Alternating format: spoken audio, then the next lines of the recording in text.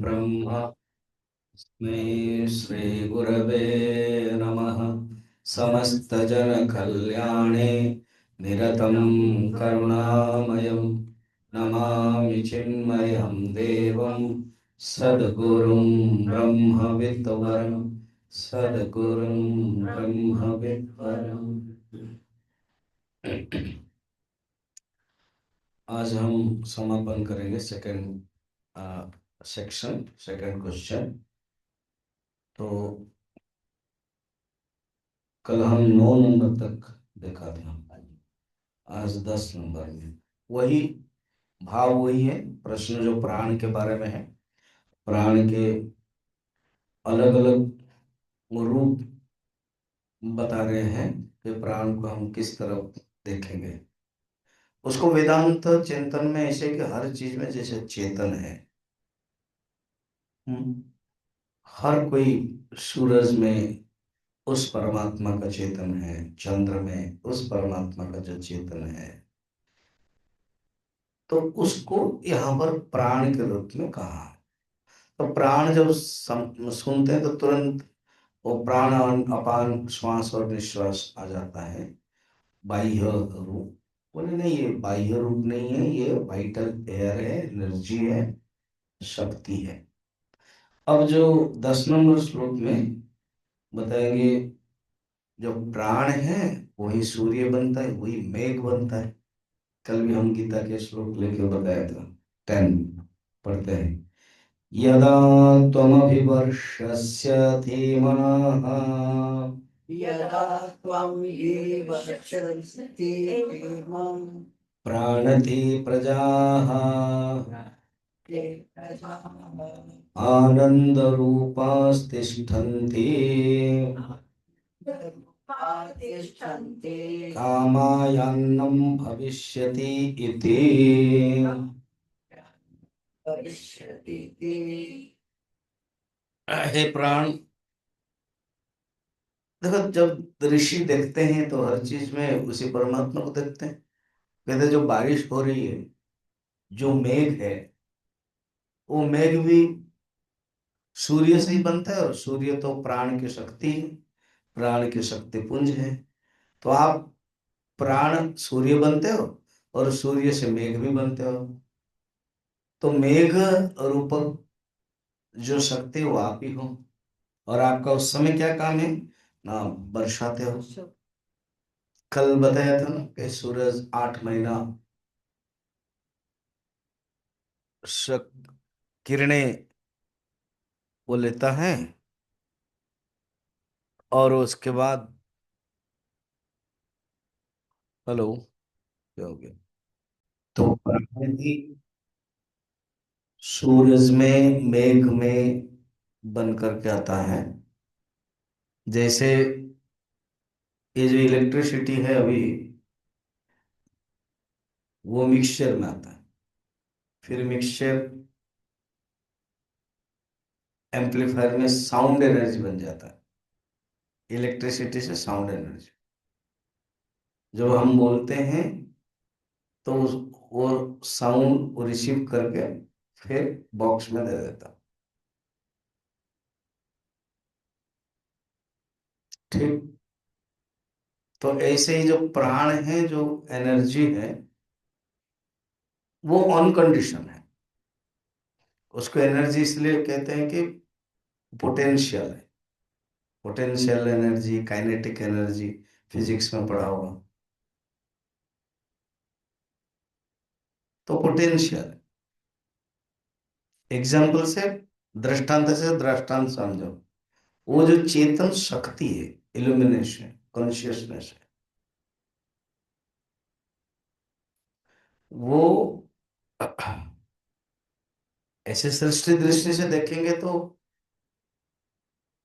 वो अपने आप में चेतन स्वरूप है, ऐसे समझे। उनका न लेना न देना।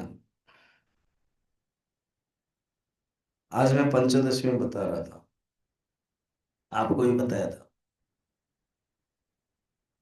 परमात्मा की दृष्टि से ना सृष्टि है, ना जीव है, ना जगत है, न ईश्वर है। माया को जब धारण कर लेते तब ईश्वर बन जाता है, और ईश्वर जगत और जीव को बनाता है। उनके चेतन ब्रह्म एक ओंकार की दृष्टि से कुछ भी नहीं है, ना जगत, नथिंग। ये जो जीव, जगत, ईश्वर, ब्रह्मा, विष्णु, महेश्वर, ये सब माया है। तो ये सब क्यों इतना वर्णन है? इवन सृष्टि भी नहीं है।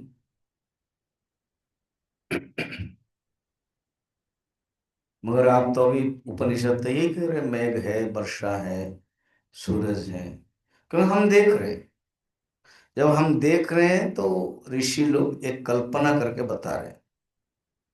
उस दृष्टि से ये कल्पना है, इस दृष्टि से ये सही है। इसलिए सत्ता तीन प्रकार है, याद है? क्या क्या? प्रतिभाषिक सत्ता। अच्छा, ठीक है। पारमार्थिक सत्ता, वो परमात्मा। रियली ब्रह्म सत्ता एक ही। उसके बाद प्रातिभाषिक सत्ता है, स्वप्न है, नहीं दिखाई देता है। उसके बाद व्यवहारिक सत्ता, जो भी है व्यवहार करते हैं, ठोस। ये प्रातिभाषिक सत्ता और व्यवहारिक सत्ता, ये दोनों ही तुच्छ है, मिथ्या है, अनिर्वचनीय कल्पना है। कहानी को याद करो, एक छोटा सा लड़का था, 3 साल का, बारिश हो रही थी, फिजिक्स का प्रोफेसर है, पत्नी पकौड़ी बना रही थी, बच्चा रोने लगा। तो उन्होंने कहा, वो सुनो जी, इसको थोड़ा सा रोना बंद करो। तो बुलाया, मुन्ना इधर आओ। डैडी बारिश कैसे होती, बैठो। अब उन्होंने समझा दिया पूरा फिजिक्स, साइकिल ऑफ रेन। वो सो गए, उसको समझ में भी नहीं आया। फिर रोने लगा, मम्मी बोले आओ। पर डैडी कुछ बोल रहे हैं, समझ में नहीं आता है कि डैडी को पता नहीं बारिश कैसे होती है, तुम बताओ। तो मम्मी फिर उसको कोख में बैठा करके कहते, देखो, जैसे एक हाथी है, वो हाथी का जो सूंड है, और वो जो सूंड में पानी लेता है होस पाइप जैसा, छोड़ता है। इंद्र एक राजा है स्वर्ग का, और कहानी आ गई। एंड वहां एक तालाब है। तो पृथ्वी को जब बारिश जरूरत पड़ती है, वो आदेश दे देता है ऐरावत हाथी को। ऐरावत हाथी पानी लेता है और छोड़ता है। तो जहां जहां छोड़ता है वहां वहां बारिश होती है। बच्चे को बहुत अच्छा लगता है, इंटरेस्टिंग रहता है, खुश। शाम को पकौड़ी खाता है, फिर उसे सो जाता है। यही लड़का धीरे धीरे पढ़ते पढ़ते +2 तक पढ़ा, तो फिजिक्स पढ़ा। तो उसने देखा, अरे साइकिल ऑफ रेन अभी मैं पढ़ रहा हूँ। पापा मुझे एक बार बोला था, मुझे याद नहीं था अभी। मम्मी ने जो कहा था उस समय मुझे अच्छा लग रहा था, सही है। पर मम्मी तो मुझे क्या किया था, कहानी बताई थी, झूठ बोली थी। और उस समय मम्मी ने जो कहा था वो जरूरी था, तभी वो समझ में आएगा। इसी प्रकार ऋषियों ने पुराणों में देवताओं के बारे में, सृष्टि के बारे में बताया। समझ में आया? अल्टीमेटली उस परम ब्रह्म की दृष्टि से ना जीव है, ना ईश्वर है, ना माया है, कुछ भी नहीं। माया जीव ईश्वर करोति, माया ही जीव ईश्वर करता है। ब्रह्म प्लस व्यष्टि माया जीव, ब्रह्म प्लस समष्टि माया ईश्वर। अभी मैं फ्लाइट में आते समय, जाते समय, चंडीगढ़ पटना, पटना भुवनेश्वर। तो पटना में मैं, मेरा विंडो सीट था। तो मिडिल में एक मुसलमान आया, उसके दाढ़ी से ही पता लग गया। और उसकी एक लड़की है 7th क्लास, वो बैठी आईएल में। ज्यादातर मुझे आईएल है, मगर विंडो दे दिया। तो उन्होंने खुद प्रश्न पूछा गाय के बारे में, गाय को क्यों आप लोग माता मानते हो। फिर भगवान के बारे में सगुण। तो मैंने पूरे लगभग 40 मिनट तक बोलता गया। उनको बहुत अच्छा लगा, आपका क्लियर अंडरस्टैंडिंग है, ये कहानी बताया वाला। हमारे हिंदू धर्म में ये सब बताया जाता है। अल्टीमेटली वो एकमात्र परमात्मा है, समझने के लिए बताया। मतलब जैसे आपकी लड़की अभी कॉमिक्स पढ़ रही है, उसको अगर फिजिक्स या कोई साइंटिफिक बताए वो समझ में आएगा नहीं। और वो कॉमिक्स, ठीक है, उसको समझ में आएगा। जब वो +2 पढ़ेगी साइंस के बारे में, ये कॉमिक्स उसके लिए एक कहानी है, और उसके लिए अभी वो है। तो ऐसे ही हमारे धर्म में मूर्ति पूजा, पूजा, धर्म, सब कुछ उस दृष्टि से है। या तो पूरे टोटल परमात्मा को देखो। जब एक बार हमारे जितने भी क्वेश्चन होता है ना, वो परमात्मा को और जगत को दोनों मिला करके होता है, इसलिए कंफ्यूजन होता है। जब परमात्मा को देखते हैं फिर कुछ भी नहीं है। जब जगत को देखते हैं उसके कार्य को देख के कारण को ढूंढना है। कार्य को देखते कारण को देखना है। ये शैली है यहाँ पर उपनिषद। कहते हैं आप ही प्राण तत्व। तो ऋषियों ने कहा कि अभी तो देख रहे हैं, जगत देख रहा है, शिष्य प्रश्न पूछ रहा है, तो उनको उत्तर कैसे देना है। फिर वो एक सृष्टि तत्व, एक सृष्टि क्रम बताते हैं। आरोह, आरोहण, अवरोहण मेथड से। आरोहण माने चढ़ना नीचे से, अवरोहण माने नीचे। ब्रह्म, ईश्वर, हिरण्यगर्भ, महातत्व, अहंकार आदि ऐसे। या तो जो देख रहे हैं उसमें चेतन को देखो ऐसे। या अवर आरोहण मेथड, सूरज, चंद्र, मेघ, वर्षा, उसमें चेतन को देखना। तो आप ही वर्षा हो। पूज्य गुरुदेव बड़े सुंदर एक्सप्लेनेशन देते हैं कि कितना भी साइंटिफिक व्यवस्था हो जाए, मगर जब तक बारिश नहीं होगी तो कितना भी बनावटी बुवाई हो, कृत्रिम ढंग हो, रासायनिक खादें हो, ट्रैक्टर हो, मतलब पैदा करने के लिए बारिश के जो उपादान हैं उसका बेजोड़ है।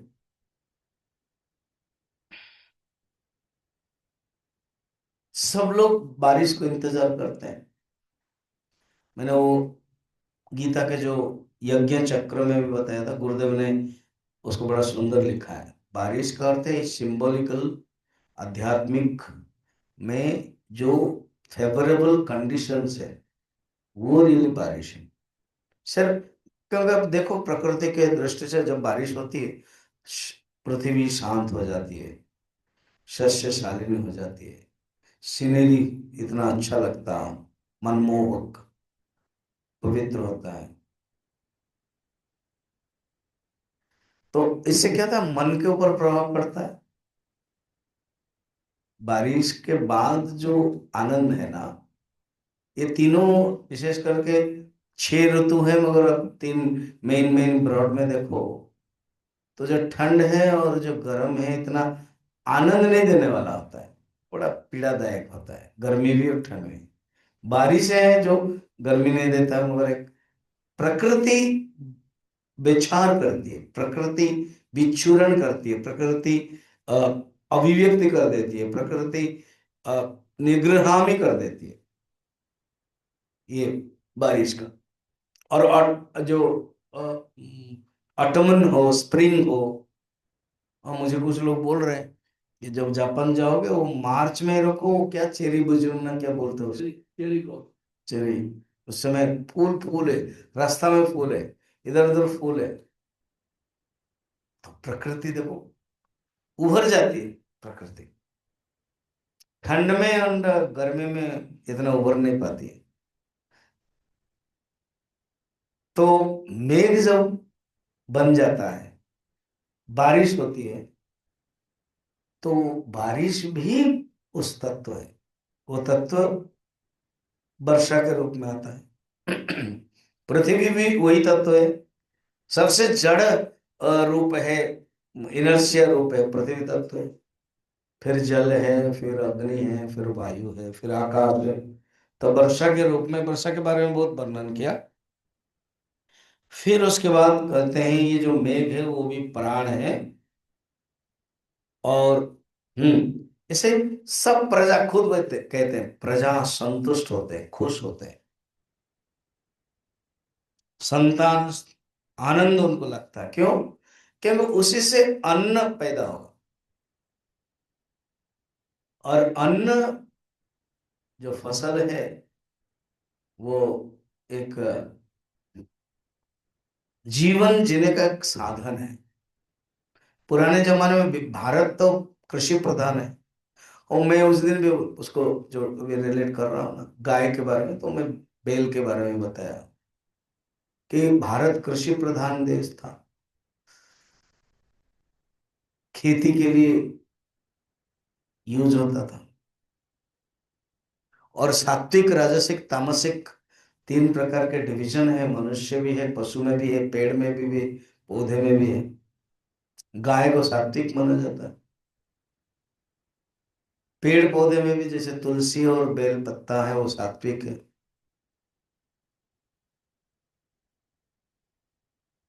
हम्म।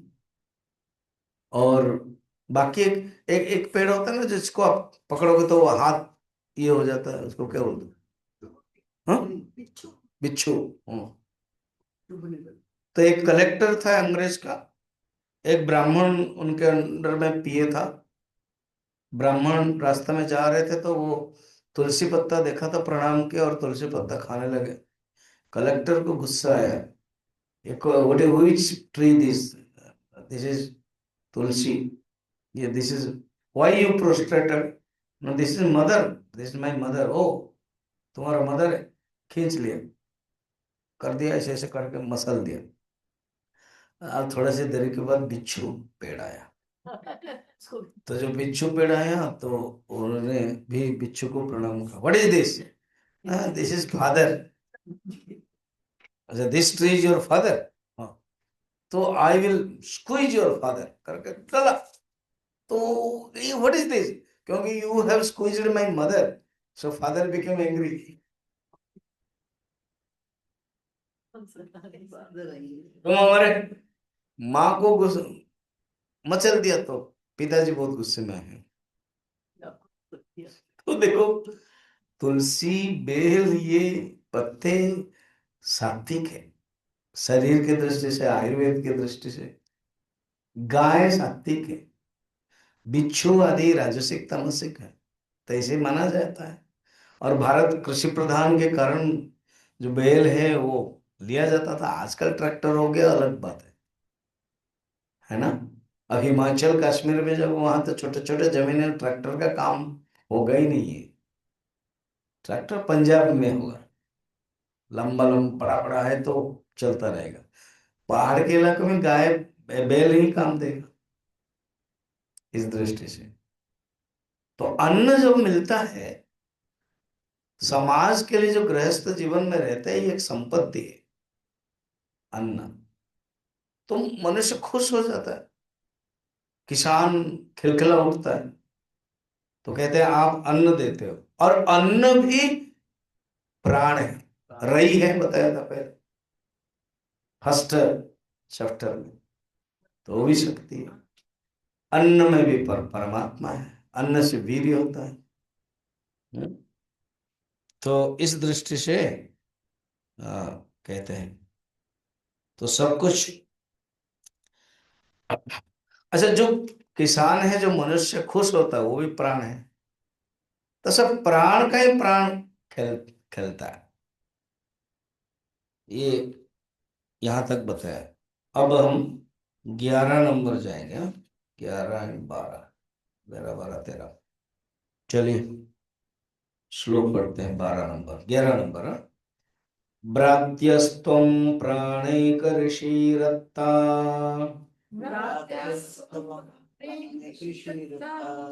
विश्वस्य सत्पतिः वयम् आद्यस्य दातारः पिता त्वं मातरिश्व नः। भ्रातः एक टेक्निकल शब्द है, हाँ? ब्रातः, ब्रात का ऐसे अर्थ है जो बिना संस्कार में हो। 16 संस्कार है। एंड पुंसवन संस्कार, जन्म से पहले 2 संस्कार रहता है, गर्भाधान पुंसवन, ये 2 संस्कार, ये नंबर 1 एंड 2। उसके बाद जन्म, उसके बाद जो नाभि छेदन, फिर एक संस्कार माना जाए। फिर अन्नप्राशन भी संस्कार 6 महीने के बाद, चूड़ाकरण संस्कार, व्रत उपनयन संस्कार, देन विवाह संस्कार। ये सब हमारे बनाया गया है, ये हमारे लिए सेलिब्रेशन है, हमारे लिए एक उत्सव है, हमारे लिए ये सब जरूरी है। ये ऋषियों ने बनाया है कि जब जन्म होता है परिवार में, मनुष्य जब बच्चा, उसके अंदर वो वासना धीरे धीरे डेवलप होगी, फिर वो पशु जैसा उच्छृंखल होगा। उसको कंट्रोल करने के लिए ये सब संस्कार है। संस्कार का अर्थ वही है। और एक सेलिब्रेशन है, जब समाज में रहेगा तो उसका भी एक अपना योगदान है, वो भी एक अंग है। तो उन्हीं उसी को लेकर के सब संस्कार बनाया गया। मानव उत्सव प्रिय, मानव को उत्सव अच्छा लगता है, सेलिब्रेशन। जैसे कल शिवरात्रि है, तो शिवरात्रि में उत्सव अच्छा लगता है, लोग आएंगे, भगवान शंकर को ये करेंगे। अपने अपने बर्थडे में उत्सव अच्छा होता है। मानव उत्सव प्रिय, पर्व प्रिय, फेस्टिवल, इसीलिए ऋषियों ने रखा। कहीं कहीं तो 40 संस्कार है, छोटे छोटे छोटे छोटे सब संस्कार बताया गया। अब देखो ना, विवाह से पहले रस्म होता है, हल्दी होता है, क्या क्या होता है कि नहीं। ऐसे सब विवाह कहीं 4-5 कनेक्ट है, वो जोड़ोगे तो 40। जन्म होने से पहले जैसे मैंने 2 बताया, गर्भाधान और पुंसवन, उसके पहले और भी। उपनिषद गंगा में यही है जो भगवान कृष्ण और सूरदास, उसको लेकर के ये संस्कार को ही 3 एपिसोड में बताया गया है।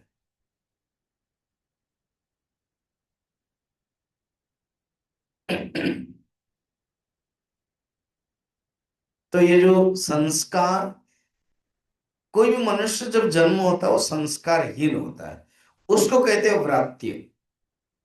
आप ध्यान रखो किस ढंग से वो बताना चाहते हैं। और जब संस्कार किया जाता है देन वो शुद्ध होता है, इसका अर्थ है वो पवित्र नहीं, अपवित्र है। व्रात्य का अर्थ है संस्कारहीन, अपवित्र। अब कहते हैं तुम जो ब्रह्म है वो संस्कारहीन हो। ये क्या बात है सर, ऋषियों के ऐसे कैसे बोल रहे हैं? अर्थ है उनको संस्कार जरूरत नहीं है। संस्कार जीवात्मा के लिए, संस्कार शरीर के लिए, संस्कार मन के लिए, संस्कार इंद्रिय के लिए है। शुद्ध आत्मा जो ऑलरेडी शुद्ध है, उसको शुद्ध नहीं करना, इसके लिए प्राप्ति। भ्रात्यस्तव माने संस्कारहीन।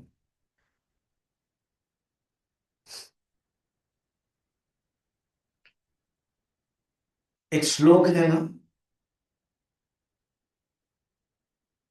जन्मना जायते शूद्रः।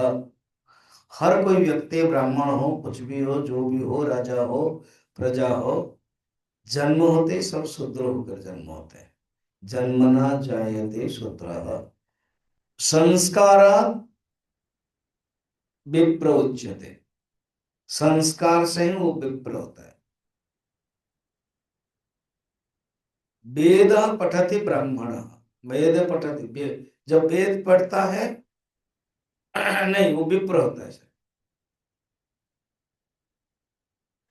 ब्रह्म जानाति ब्राह्मण, जब ब्रह्म को जानता है वो ब्राह्मण है।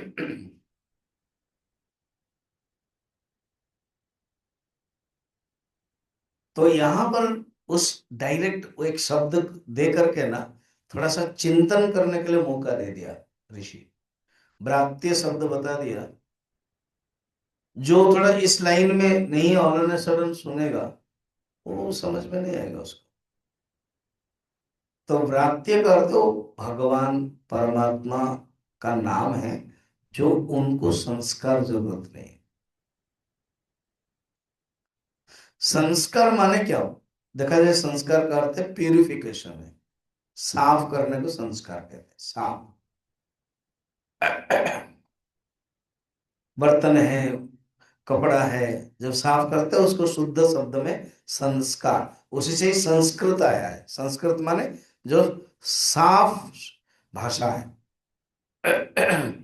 प्योर लैंग्वेज है वो संस्कृत। सुखदेव जी जब जन्म होते हैं, भगवान के ही अवतार है, तो 16 साल तो माँ के गर्भ में रहते हैं। अब जन्म होने के बाद ये पुंसवन और गर्भाधान तो हो गया, तभी तो जन्म हो गई। तो जन्म हो गया 3 नंबर, और उसके बाद जो नाभि छेद है, काट, वो होना चाहिए। फिर उसके बाद अलग अलग जन्म, चूड़ा कर्म आदि होना चाहिए। कुछ नहीं, 16 साल का डायरेक्ट लड़का जन्म हो गया, वो लग्न है, वो चल पड़े। वेद व्यास जी तो इसी के लिए बनाए, उसको उत्पन्न किया था कि वो भागवत पढ़ेगा और बोलेगा, प्रवचन देगा। तब वेद व्यास जी उसके पीछे पीछे गए। यम प्रव्रजन्तमनुपेतमपेत कृत्यम द्वैपायनो विरह कातराजुहाव पुत्रेति तन्मयतया तरवो विनेदुः तं सर्वभूतहृदयं मुनिमानतोऽस्मि। बोल सुखदेव जी महाराज की जय। स्वामी जी, आप भागवत कहाँ से ले आए? एक शब्द है इसीलिए लाया। क्या? यम, जिनको, यम प्रव्रजन, तो जो चले जा रहे हैं जन्म होते ही, यम प्रव्रजंतम अनुपेतम अपेत कृत्यम, ये जो संस्कार बिना चले जा रहे, ये संस्कार शब्द से लाया हूं मैं। जन्म होने के बाद जन्मजात संस्कार, अन्य संस्कार करना चाहिए, मगर जरूरत ही नहीं है, शुद्ध है। ऐसे जो चले जा रहे हैं, अनुपेतम अपेत कृत्यम, कृत्य मन संस्कार, ये जो जन्म आदि संस्कार होना चाहिए वो कर नहीं रहे, हो जरूरत ही नहीं उनके लिए। फिर वेद व्यास, द्वैपायनो वेद व्यास, विरह कातर, विरह कातर, वो तो पुत्र इसीलिए जन्म किया था कि भागवत पढ़ेगा, वो चला जा रहा है, तो विरह कातर होके बुलाया, आजो हा वो बुलाया। फिर तरवा विनेदु, तो जो पेड़ पौधे थे जंगल के, वो लोग आंसर दे रहे हैं। आप किसको बुला रहे हो? वो तो शुद्ध परम ब्रह्म स्वरूप है। ऐसे सुखदेव जी जो शुद्ध ब्रह्म स्वरूप, उनको प्रणाम करते हैं सुत महाराज। उनके लिए जरूरत नहीं था। सनत कुमार भी, सुखदेव जी तो बाद में आए, सनत कुमार तो पहले ब्रह्मा के, ये संस्कार जरूरत नहीं था। जो शुद्ध ब्रह्म है उनके लिए संस्कार जरूरत नहीं। जो अपने को शरीर मानेगा, जो जीवात्मा है, उनके लिए शरीर संस्कार है। तो कहते ए भ्रात, आप संस्कार से रहित है। प्राणिक ऋषि ही अत्ता, आप अथर्वण एकर्षि नामक अग्नि है। पहले भी आया था, याद है मैंने बताया था, एकर्षि नामक अग्नि है आप। संपूर्ण हवियों का भोक्ता है। अत्ता माने खाने का। जो अग्नि है, जैसे त्रिनाचिकेता अग्नि है, तो अनेक प्रकार के अग्नि होते हैं। पहले भी नांदी मुख पितृ श्राद्ध के बारे में बताया था। आज मुझे किसी ने प्रश्न भी पूछा था कि श्राद्ध में भोजन करने के लिए जाना चाहिए कि नहीं चाहिए। कुछ लोग बहुत कट्टर जो ब्राह्मण है वो कहते हैं नहीं जाना चाहिए, तो वो उनके लिए कहते हैं। और बाकी जो गृहस्थ भी नहीं जाना चाहिए। वो कारण ये है, पितृ जो श्राद्ध होता है वो पितरों के लिए बुलाया जाता है। अगर वही भोजन हम करेंगे तो पितृ हमारे अंदर बैठ करके वो भोजन करेंगे, तो जो पुण्य हमको नहीं लगेगा पितरों को पास जाएगा। इसलिए वो अन्न भोजन जरूरत नहीं। जो शुद्ध है उस दृष्टि से कहा गया। मगर एक परिवार में, एक समाज में, एक साही में, एक घर, एक कम्युनिटी में अगर कोई बुला रहा है कि हम निमंत्रण दे रहा है, एक शब्द बड़ा किसी रील मैंने सुना था, एक संत है, आमंत्रण और निमंत्रण में फर्क क्या है देखना। कहीं कहीं कार्ड में नहीं जानते हुए, आमंत्रण माने आप, हम दे रहे हैं, आप आओगे कि नहीं आओगे आपके ऊपर निर्भर है, उसको बोलते हैं आमंत्रण। मगर निमंत्रण में कोई चॉइस नहीं है, आपको आना ही है। थोड़ा आमंत्रण से निमंत्रण पावरफुल शब्द है। तो अगर कोई निमंत्रण आपको किया है, मैं आमंत्रण नहीं बोलता हूं, मैं भी सीख गया, उनसे सीख के चलो निमंत्रण बोलना चाहिए। तो उसमें कार्ड में देख लेना तो आमंत्रण रख रहे हैं कि निमंत्रण रख रहे हैं, निमंत्रण है लिखा हुआ। मंत्र नहीं लिखते। हाँ, मंत्र हाँ, वेरी गुड। हमने बिना जाने हम लोग लिख लेते हैं, तो यही जानना है। तो निमंत्रण, तो अगर किसी ने श्राद्ध, मैं टॉपिक दे रहा हूं, किसी ने परिवार के, समाज के दृष्टि से बुलाया तो उनको स्वीकार करना चाहिए। श्राद्ध का पॉइंट है, करके जाना चाहिए। क्यों? उनको पुण्य मिलेगा।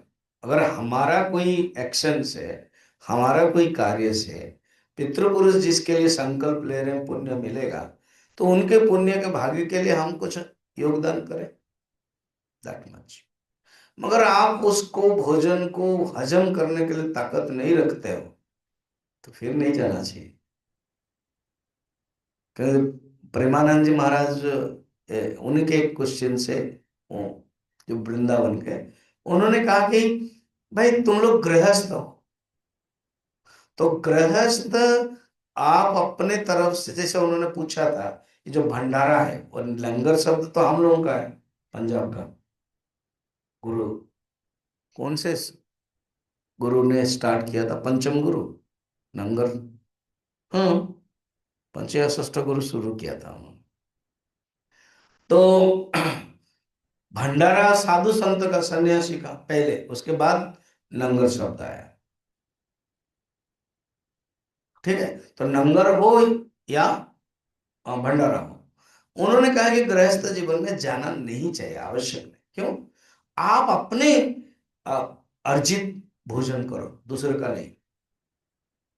मगर यही जो तर्क हुआ है, अभी जैसे हमारा बाल दिवस के समय में लंगर दिसंबर में होता है, ये एरिया में हर 1 किलोमीटर में चलता रहेगा। और वो जो छोटे छोटे आजकल बच्चे भी हैं, वो खुद से दौड़ करके कार रोक करके देते हैं। मुझे बड़ा अच्छा लगता है कि उनके अंदर जो भाव है, वो वो हलवा हो या पूरी एंड वो हो, वो देते हैं। अगर आपने ले लिया ना, उनको बहुत खुश होता है वो। और उनका अर्थ क्या, वो चाहते हैं कि इस दिवस में, बाल दिवस में, हम कुछ दान करें। और वो पुण्य उनके लिए नहीं है, गुरु गोविंद सिंह के लिए जो बलिदान दिया हो बच्चों के लिए, उनके लिए। जो लंगर ने, गुरु ने बनाया है उसी परंपरा के लिए, दूसरों को, जब हम दूसरों को देते हैं हमें आनंद आता है, क्योंकि वो खुश होता है। इसी प्रकार श्राद्ध में कोई बुलाता है और आप शुद्ध मन भाव में जाना चाहता तो जा सकते हो। क्योंकि भाव है कि समाज में जब रहते हैं ना, तो क्या आदान प्रदान के चलता है। आप उनके श्राद्ध में आप गए, तो आपके कोई होगा तो श्राद्ध जब करोगे वो आएंगे।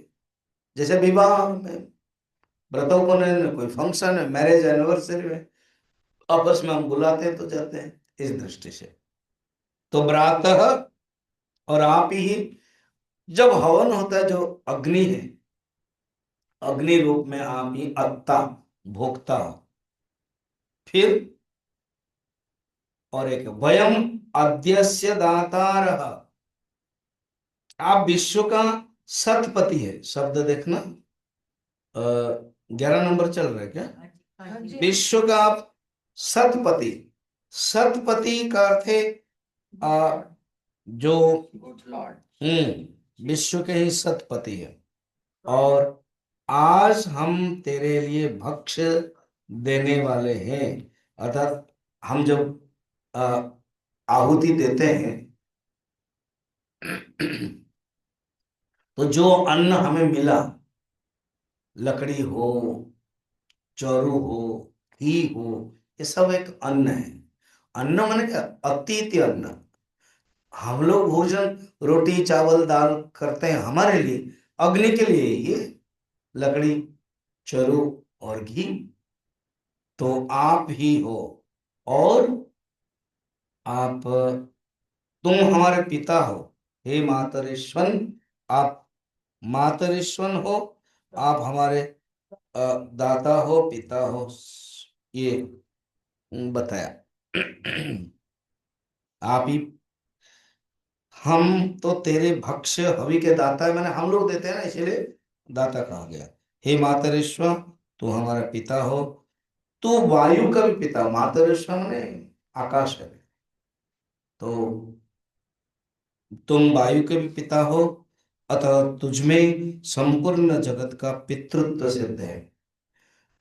जैसे गीता में भी 14 अध्याय में हम लोगों ने देखा था कि भगवान ही बीज प्रदक पिता, भगवान ही पिता, भगवान ही माता, भगवान ही दाता, भगवान ही पितामह।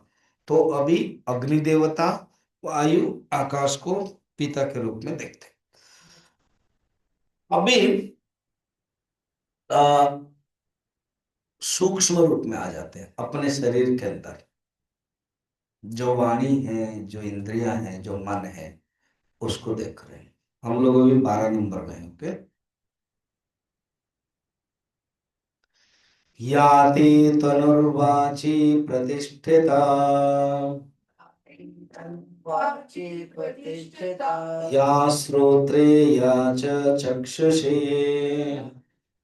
चक्षुषी। या च मनसि संतता, संतता। शिवं तां कुरु मोत्क्रमीः।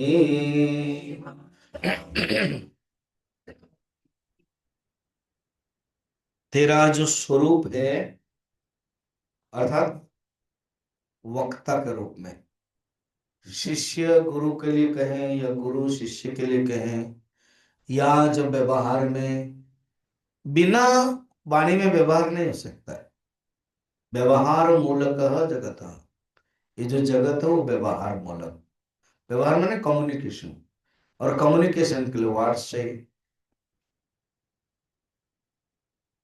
मैं जो मौन का 1 और 2 टॉक दिया, उसमें से कम्युनिकेशंस एंड वर्ड्स के इम्पोर्टेंस के बारे में बताया।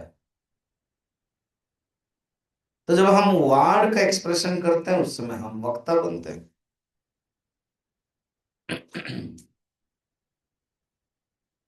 तो कहते हैं, जो वक्ता के रूप में बोलने की जो चेष्टा करता हुआ तेरा जो स्वरूप वाणी है,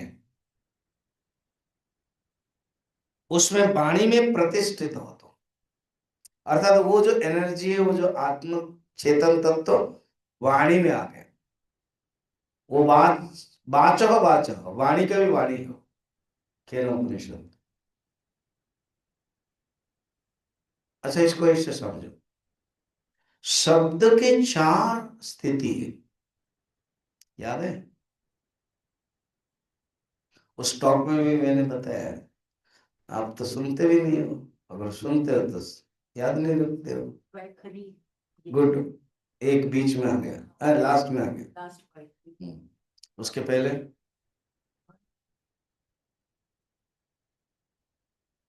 उच्च उच्च उच्च मन है उच्च अच्छा वो अलग है। अच्छा सुनो, शब्द जब चेतन के स्तर पर रहता है उसको कहते हैं परा। फर्स्ट है परा, अंतर्निहित शक्ति, अनमैनिफेस्टेड फॉर्म में जब शब्द रहता है वो परा है, अर्थात pure consciousness form, state of consciousness, चेतन शक्ति के रूप में जब शब्द रहता है। सेकंड, हृदय के स्तर पर जब आता है, अंत स्तर के स्तर पर आता है, वो बनता है पश्यंती। परा उसके बाद पश्यंती।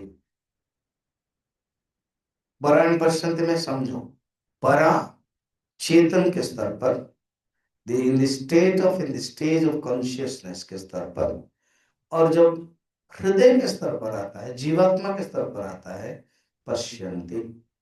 और जो कंठ तक आता है उसको कहते हैं, बोलो ना, कंठ के बाद आता है तो वैखरी, बीच में, कंठ से पहले, कंठ के अंतर्गत।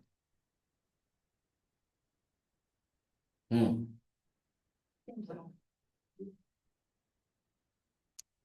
मध्यमा, नाम भी होते हैं मध्यमा, मध्यमा माने मिडिल, मध्यमा में है, ऐसे याद रखना है। परा, परा माने हाईएस्ट, पश्यंती और उसके बाद का, उसका जीवात्मा के स्तर पर, मध्यमा अर्थात मध्य में है, कंठ से पहले। एक बार कंठ से निकल गया और जीव से निकल करके आया, उसको क्या कहते हैं?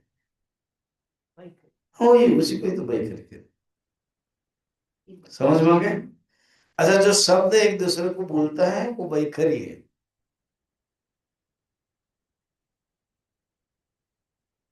ठीक। अच्छा, जब मंत्र के बारे में तुम लोग जो सोचा था, वो मंत्र है, वो एक होता है मंत्र को जो मन में हम चिंतन करेंगे, वो मानसिक है। आज हम मेडिटेशन में वो देखेंगे। फिर जब मध्यम में अर्थात ओठ हिलेगा, वो मध्यम है। और जब बाहर जब बोलेंगे ओम नमः शिवाय, वो हो गया परस्पृति गोचर, उच्च जप। तो उस जप में आता है उच्च जप। इसलिए अभी जो मैं 5 तारीख से सत्संग लूंगा ना सबके घर में एक एक करके, तो वो उसमें से मेरा एक है, जब जैसा भी ओम नमः शिवाय, ओम नमः शिवाय, ये जप है। और नाम देखो, नामस्मरण और जप में फर्क है।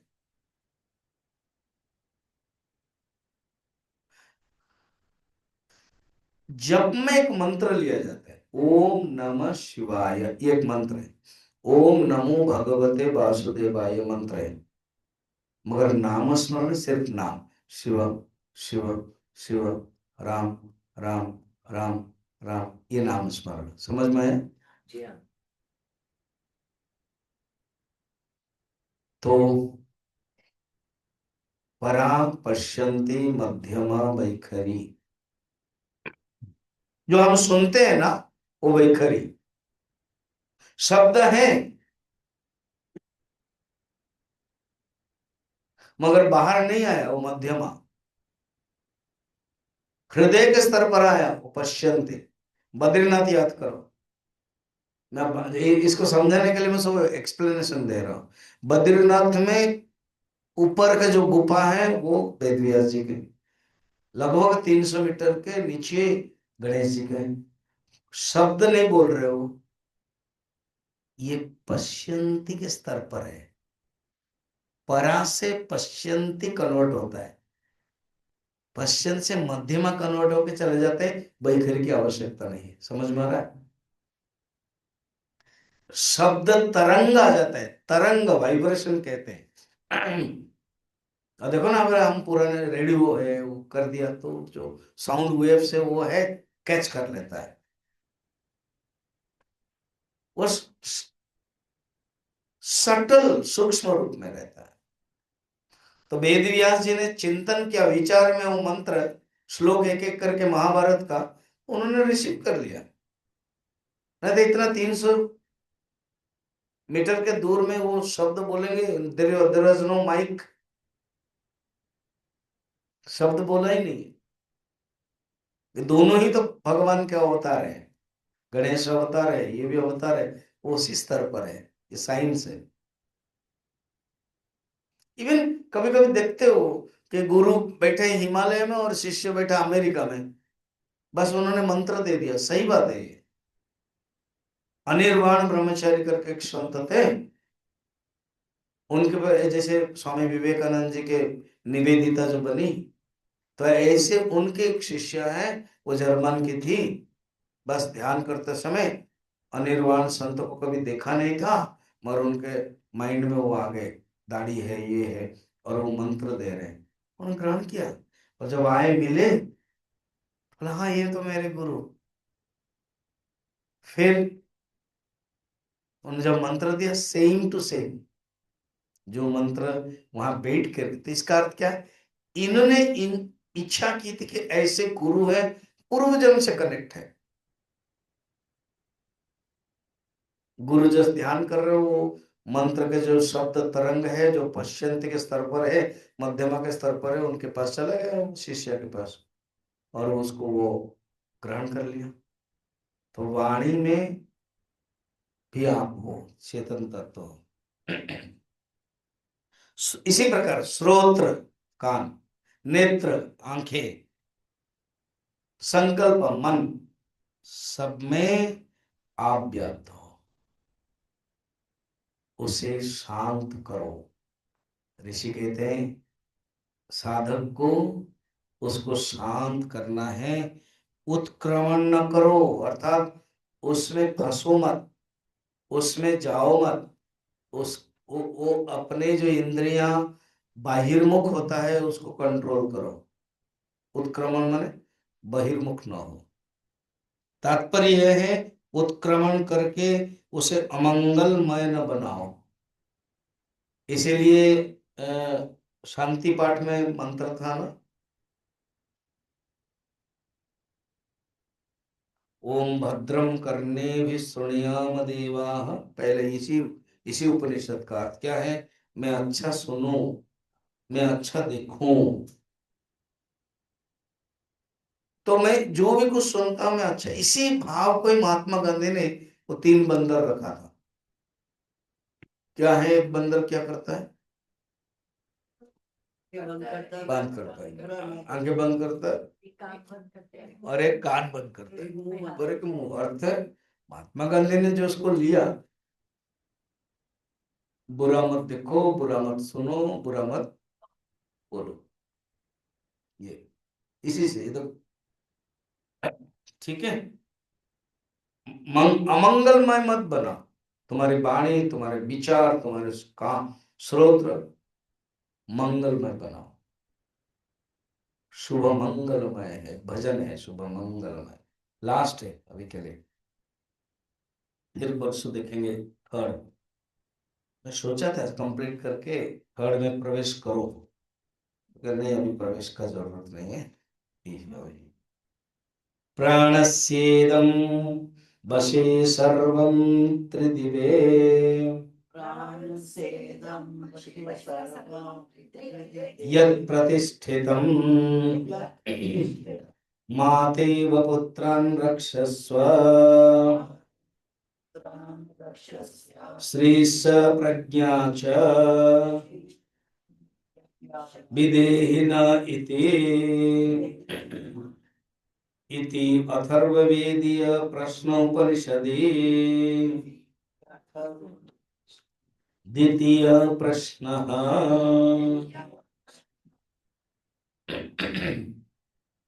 भाष्य में लिखा हुआ है, श्रीमद् परमहंस परिव्राजक आचार्य श्रीमद् गोविंद भगवत पूज्यपाद शिष्य श्रीमद् शंकर भगवत कृतौ प्रश्नोपनिषद भाष्ये द्वितीय प्रश्न।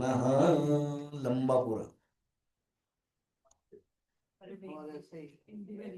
तो क्या बोलते हैं यहाँ पर, कहते हैं इस श्लोक में ये सब और स्वर्ग लोक में देवता, इस लोक में मनुष्य, 4 लोग माने 7 लोग नीचे 7 लोग ऊपर, अतल वितल सुतल तलातल रसातल, हाँ, महातल पाताल।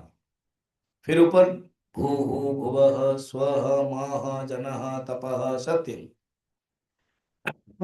तो इस लोक में स्वर्गलोक आदि के देवादि देवता आदि के उपभोग रूप में जो भी कुछ वैभव है, जितने भी संपत्ति है, वो सब प्राण के ही अधीन है। अब इसको कथा को तो कितना सुंदर में कहानी के रूप में बताया जाता है। अब कुबेर धन है, उनको गर्व हो गया, तपस्या किया, तो उनके मन में इच्छा थी कि मैं धन के मालिक बनूं, भगवान शंकर ने दे दिया और उनको गर्व हो गया। तो एक दिन कुबेर ने उनको इनविटेशन दिया, निमंत्रण दिया, आमंत्रण नहीं, निमंत्रण दिया कि मैं फीस्ट रख रहा हूं और आप खाने के लिए आओगे। शिव जी को पता है इस अहंकार हो गया, इस अहंकार को नष्ट करना है। तो देखो, मैं थोड़ा सा ध्यान ध्यान में पसंद है, वो मेरा इतना भी खाने पीने में मेरा इंटरेस्ट नहीं है। और ये मेरा जो बेटा है ना गणेश, उसको ले जाओ, वो पेटू है, वो खाएगा, तुम भी जो बना। और गणेश को बताया पिताजी ने, शिव जी ने, जाओ और खाओ, और थोड़ा सा इंगित कर दिया कि इसका अहंकार नष्ट करना। समझ गए गणेश जी, आए, जितना बनाया था सब खा लिया। देखा कि चेयर टेबल घर फर्श सब वो भी खाने लगे। बड़ा मुश्किल हो गया, सब कुछ खा रहे हैं दिन दिन। देन दौड़ गए, शंकर जी को पास गए। शंकर जी ने होम डिपार्टमेंट में जाओ, पार्वती को कहा। पार्वती ने एक चावल, वो भर्जित भुना हुआ, वो दिया छोटा सा, कहा कि गणेश को दे दो, हो जाएगा।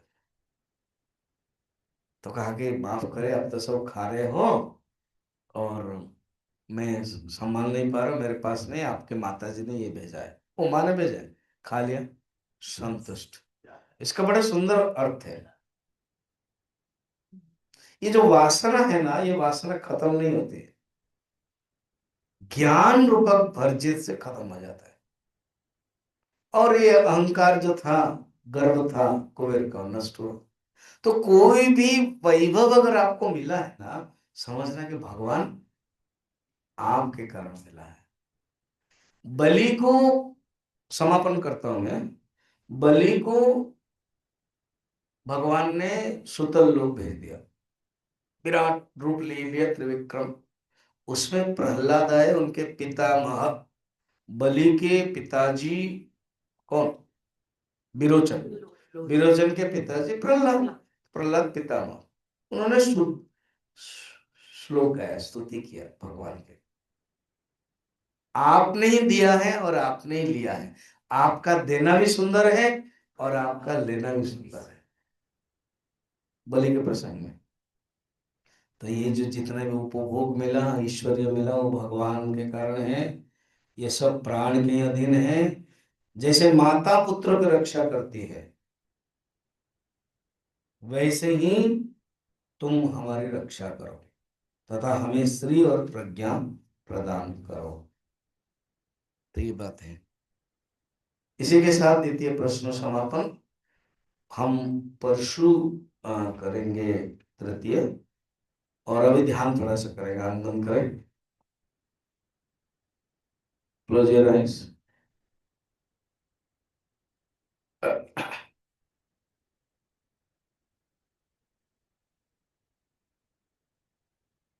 वाणी जो है वो भी भगवान है।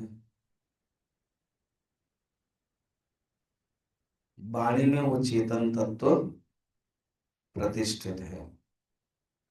मैं अभी बता रहा था, जप एंड नाम स्मरण में क्या फर्क है। जप है जो इष्ट मंत्रस्य नैरंतरेण आवृत्ति विशेष। कोई एक इष्ट मंत्र लेना है, इष्ट मंत्र जो भगवान आपको पसंद है, राम हो सकते हैं, कृष्ण हो सकते हैं, नारायण, वासुदेव, शिव जी, दुर्गा, जगन्नाथ, खाटू श्याम, कोई भी जो देवता जो रूप धारण किए हैं, सगुण साकार है। जो भगवान आपको पसंद है, जो गुण जो संपत्ति आप चाहते हो जिनके पास है, उनका मंत्र आपको करना है। इष्ट मंत्रस्य निरंतरेण, निरंतर कंटिन्यूस आवृत्ति जप करना है। जैसे शिव जी है, कल शिवरात्रि है,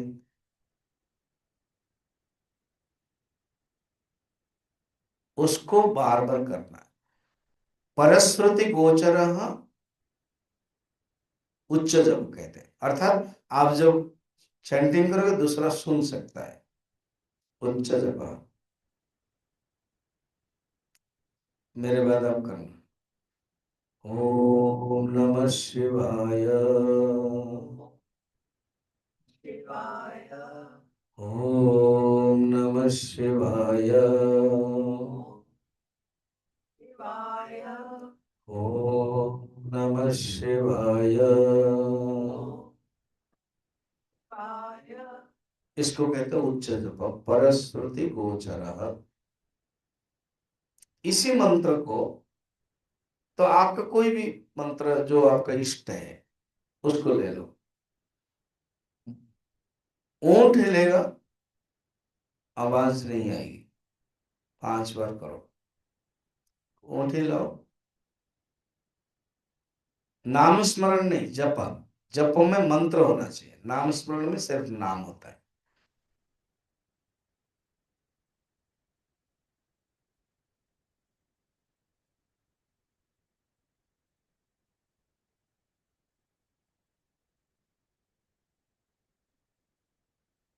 इसको कहते हैं मंद जप।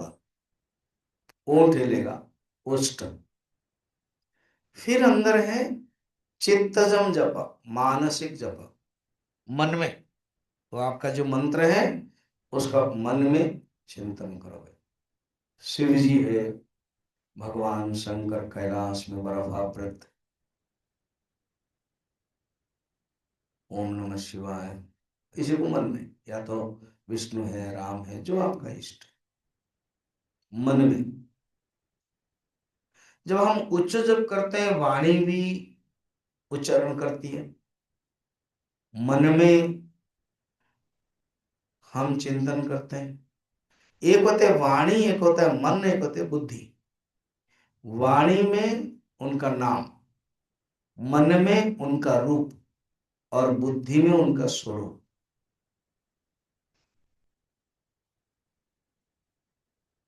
वाणी में ओम नमः शिवाय किया, मन में उनका रूप चिंतन किया, रूप, और बुद्धि में वो स्वरूप है। शिव जी कौन है? वही परमात्मा है, शिव मंगलमय।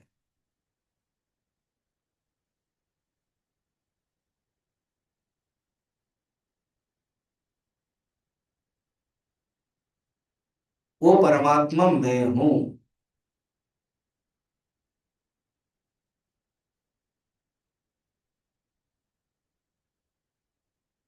मानसिक जप में वाणी हट गई, मन और बुद्धि का ही काम है। मन में रूप, बुद्धि में स्वरूप। तदर्थ भावनम जप, अर्थ भावन करना है, वो जप है। पतंजलि योग दर्शन में कहते हैं। मानसिक जप पावरफुल है। स्टार्टिंग में हमें उच्च जप करना है, फिर मंद जप, फिर मानसिक जप।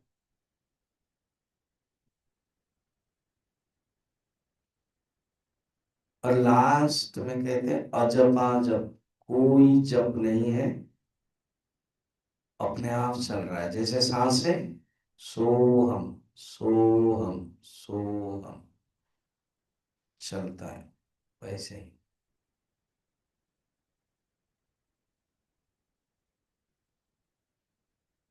जब खत्म हो गया, फिर भी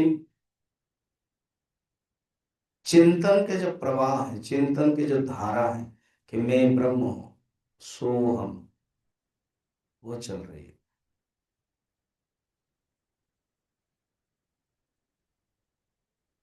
शुद्ध बुद्ध अहम ब्रह्म।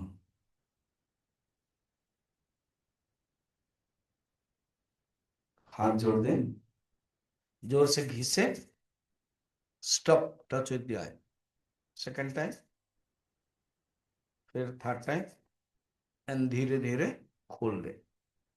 ओम पूर्णमदः पूर्णमिदं पूर्णात् पूर्णमुदच्यते पूर्णस्य